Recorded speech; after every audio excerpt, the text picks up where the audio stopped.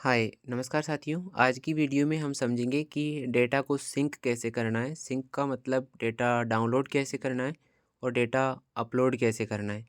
पुराने वाली एप्लीकेशन जब हम यूज करते थे उस समय हमारे मोबाइल में इंटरनेट हमेशा चालू रहता था। तब हम जो भी मोबाइल के अंदर एक्टिविटी करते थे वो तुरंत सेव हो जाती थी, ऑटो सेव हो जाती थी, मतलब सर्वर पे ऑटोमेटिक चली जाती थी।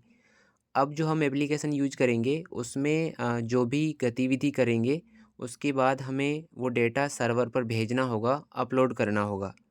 और आपके मैनेजर या आईपी द्वारा आपकी आईडी में कुछ भी चेंज किया जाएगा, लाइक प्रेरक का स्टेटस चेंज करना, कैंप का स्टेटस चेंज करना। तब आपको हमेशा डेटा को डाउनलोड करना पड़ेगा ताकि आपको नवीनतम डेटा मिल सके।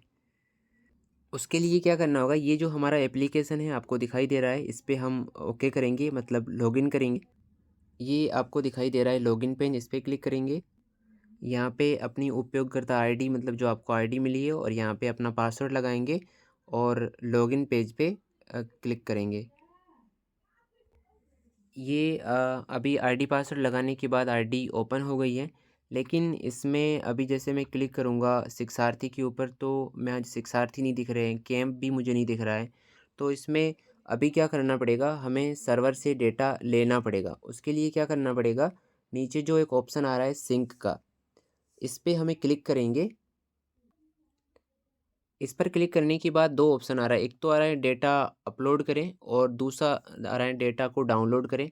तो अभी मैंने इसको पहली बार लॉगिन किया है, तो अब मुझे क्या करना पड़ेगा, डेटा को डाउनलोड करना पड़ेगा। डेटा डाउनलोड पे क्लिक करने के बाद इसमें आता है कि एक तो डाउनलोड डेटा करना है, मास्टर डेटा को डाउनलोड करना है, टेस्ट जानकारी को डाउनलोड करना है और दस्तावेज को डाउनलोड करना है। इन सभी डॉक्यूमेंट्स को हम एक बार डाउनलोड करेंगे अभी। तो जैसे मैंने यहाँ पे क्लिक कर लिया तो ये 100% हो गया। मतलब 100% होने के बाद आपको ये मैसेज दिखाई देगा, मास्टर डाउनलोड करें। ये पूरे डेटा का जो पूरा सिस्टम में डेटा है वो आपको दिखाई देगा। इसमें टेस्ट जानकारी, इसमें टेस्ट अभी है नहीं। और ये दस्तावेज का है। इसका क्या मतलब होता है कि आपने जो इनरोलमेंट्स रसीद चढ़ा रखी हैं या आपके फ़ोटो है, लर्नर के फ़ोटो हैं, और ये कुल 148 का मतलब इतनी जो साइट से फ़ोटो हैं, इसकी दस्तावेज हैं, वो अपलोड हो रहे हैं।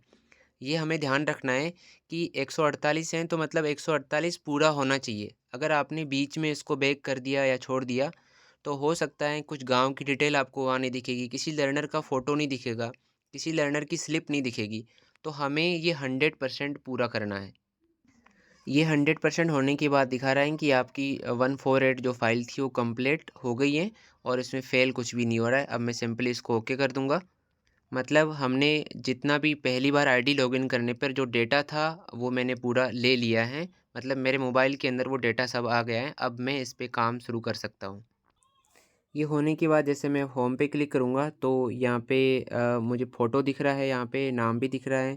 और मैं शिक्षार्थी पे क्लिक करूँगा तो मुझे शिक्षार्थियों की डिटेल भी यहाँ पे पूरी दिख रही है। कैंप पे क्लिक करूँगा तो मेरा कैंप भी दिख रहा है मुझे।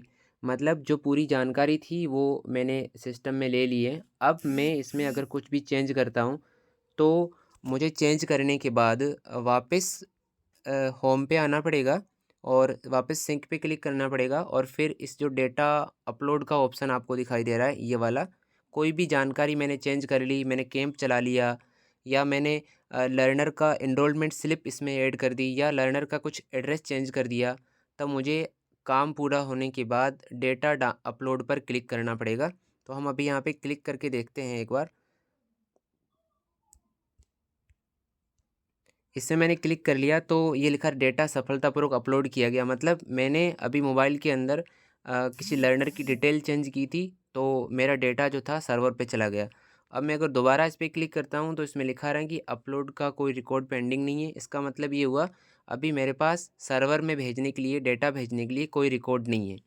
हमें क्या करना पड़ेगा, रोज़ाना जब भी आप कैंप शुरू करते हो या शाम को या सुबह एक टाइम निश्चित कर लेना, इसमें डेटा डाउनलोड पे जाना है और वापस डेटा को डाउनलोड करना है। अब जब मैंने कोई रिकॉर्ड वापस सबमिट कर दिया, अब मैं वापस आऊँगा और डेटा को डाउनलोड करूँगा तो ये मेरी प्रोफाइल जो थी वो वापस डाउनलोड हो गई।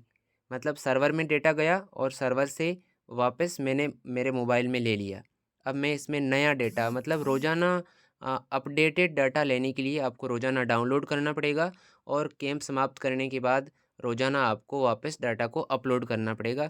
इसी पूरे प्रोसेस को सिंक्रोनाइज प्रोसेस करते हैं, डेटा सिंक प्रोसेस करते हैं। ये सबसे इम्पोर्टेंट है और हमें इस पे विशेष ध्यान देना है। ये जो ऑप्शन नीचे दिख रहा है आपको सिंक का।